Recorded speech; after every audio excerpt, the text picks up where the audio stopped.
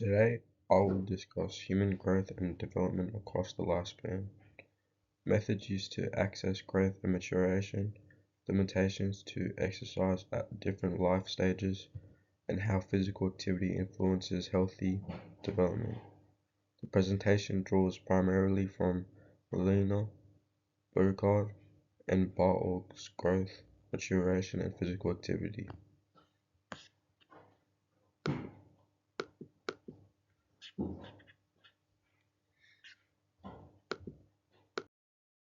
Growth, maturation, and development are related but distinct concepts. Growth refers to measurable increases in body size.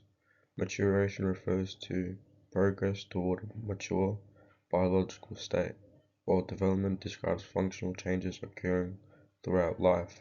Human growth is not linear. The most rapid growth occurs during infancy and adolescence. During adolescence, hormonal changes trigger major increases in height, muscle mass, and bone growth. Understanding these stages is essential because exercise response differ according to biological maturity rather than chronological age alone.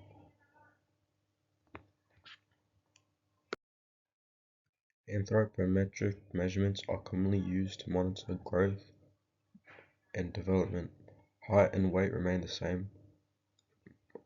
Height and weight remain the most frequently used measures because they are inexpensive and easy to obtain.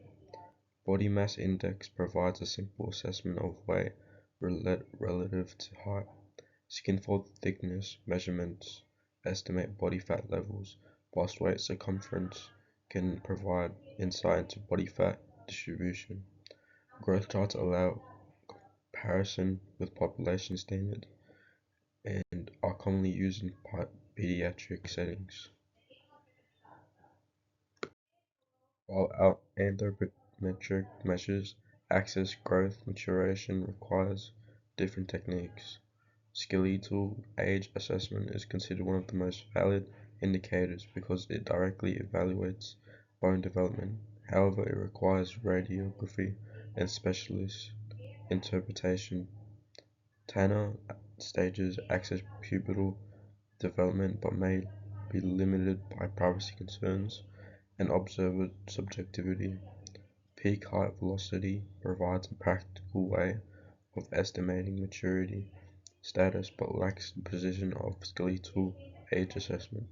Therefore, no single method is perfect, and practitioners should understand the strengths and weaknesses of each approach.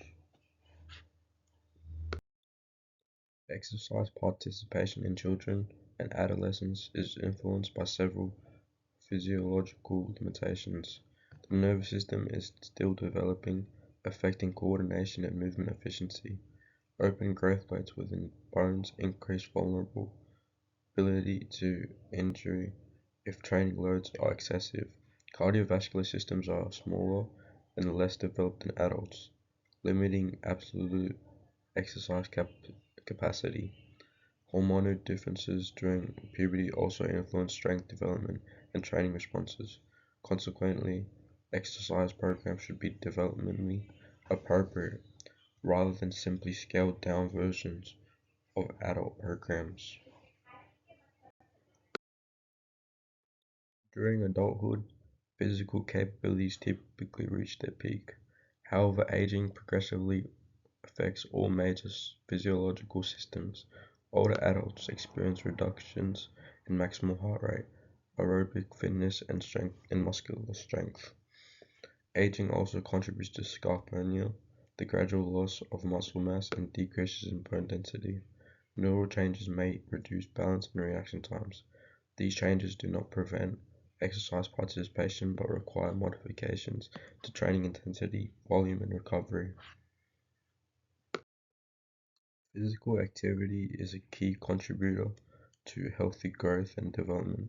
Regular exercise supports bone formation, muscular development, and cardiovascular fitness throughout life. In children, physical activity enhances fundamental movement skills and promotes healthy development. Conversely, insufficient exercise is associated with poor fitness and increased health risks.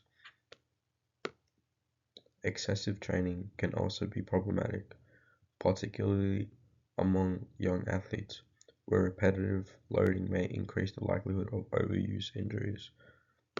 Therefore, an appropriate balance between exercise and recovery is essential.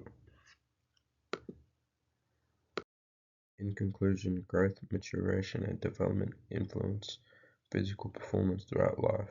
Anthropometric and maturity assessments help monitor these processes, although each method has strengths and limitations.